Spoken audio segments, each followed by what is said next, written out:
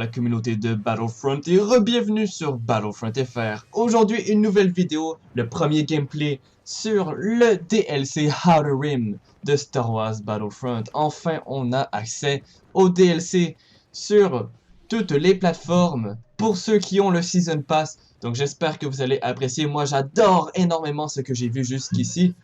Donc voilà, on va faire une analyse de ce DLC pour cette vidéo en premier lieu. Sachez que d'autres vidéos sont en chemin, donc restez présents sur la chaîne et abonnez-vous, ça me ferait vraiment plaisir. Il va y avoir d'autres vidéos comme les informations de la mage, tous les petits détails dans lesquels on a des changements et des nouveautés qui sera dans une autre vidéo et d'autres gameplays qui arrivent en chemin. Bref, allons-y. Maintenant, l'analyse de ce DLC. Star Wars Battlefront avait assez peu de contenu depuis le début. Heureusement, on a eu beaucoup de mises à jour avec du contenu gratuit, mais là, on a enfin un gros contenu avec ce DLC. 4 nouvelles maps, un mode de jeu complètement nouveau, en même temps que d'avoir amélioré beaucoup d'autres modes de jeu comme héros versus vilain et traque du héros.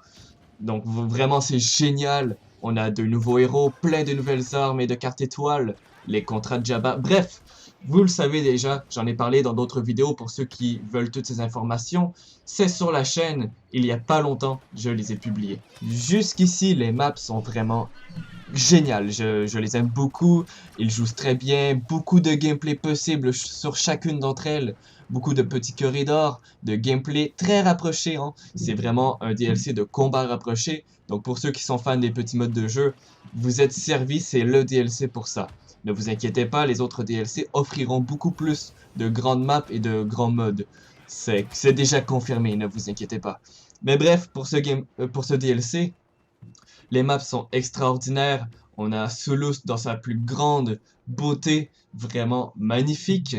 La map des pipelines de Surusub est vraiment... Le décor est complètement extraordinaire de voir les lacs de lave qui sont en bas, la fumée des volcans. C'est grandiose, clairement. Le visuel est parfait. En plus, on a le palais de Jabba qui est un endroit assez emblématique de la série Star Wars. Même très emblématique, je dirais. Ça fait plaisir d'être sur les lieux, de visiter le palais de Jabba. C'est un vrai labyrinthe, c'est hyper le fun de se perdre un peu dans les corridors. En général, les maps sont vraiment extraordinaires.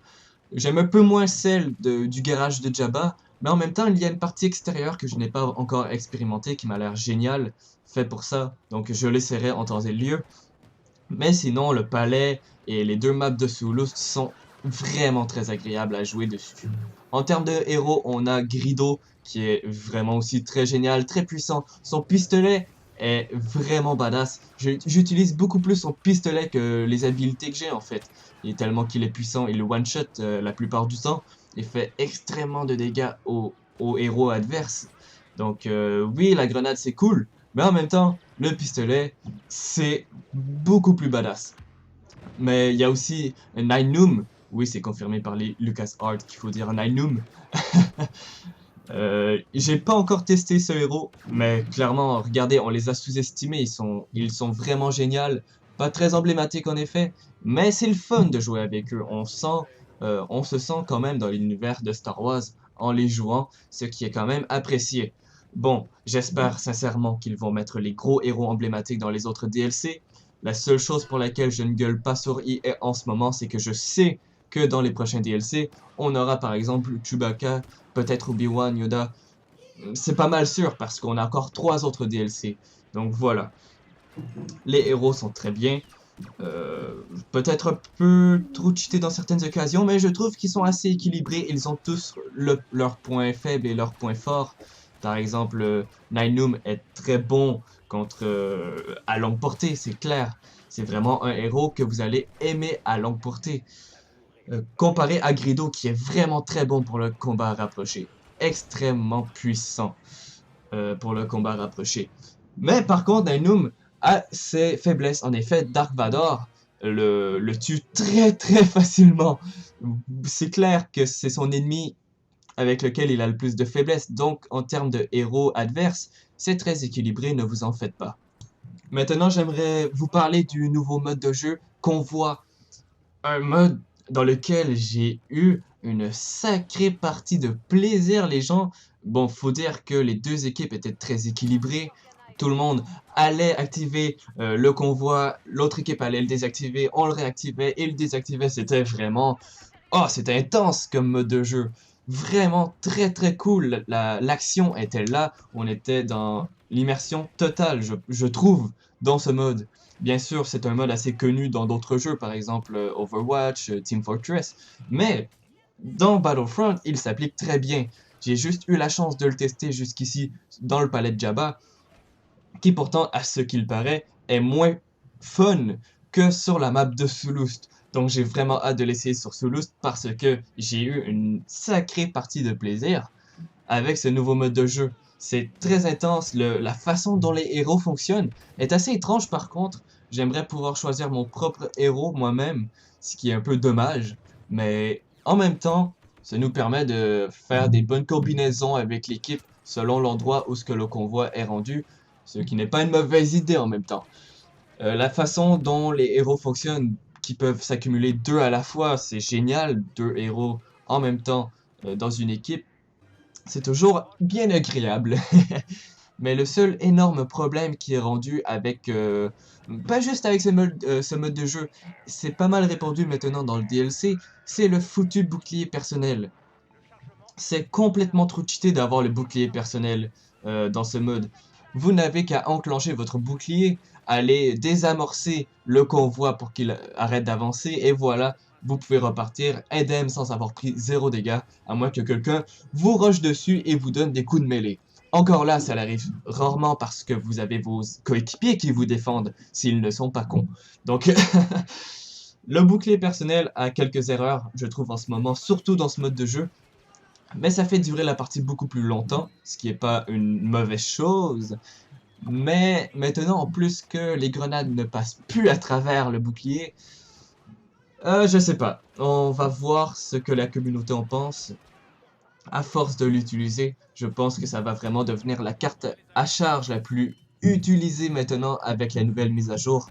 Bref, on verra ce que ça va donner. Pour l'instant, je suis un peu méfiant. Un autre point négatif avec ce DLC, c'est que bien sûr, on n'a pas de maps qui vont avec le mode attaque de marcheur. C'est quand même le mode favori, le top numéro 1 qui est le plus joué dans Star Wars Battlefront. Donc, c'est un peu étrange qu'il ne l'ait pas mis. Je comprends qu'il y a un concept de combat rapproché pour ce DLC, mais en même temps, c'est votre mode qui est le plus joué, DICE. Vous auriez dû quand même y penser à une map, quoi. Mais bon, on a rien qui va avec. C'est assez dommage, je dois l'avouer. Mais en même temps, on a eu deux maps, on doit l'avouer, deux maps gratuites qui allaient avec le mode attaque de marcheur, ce qui, je pense, était prévu pour ce DLC. Donc là, on a eu deux maps gratuites, et maintenant, on a le DLC de combat rapproché, pas de map d'attaque de marcheur. Ça fait du sens.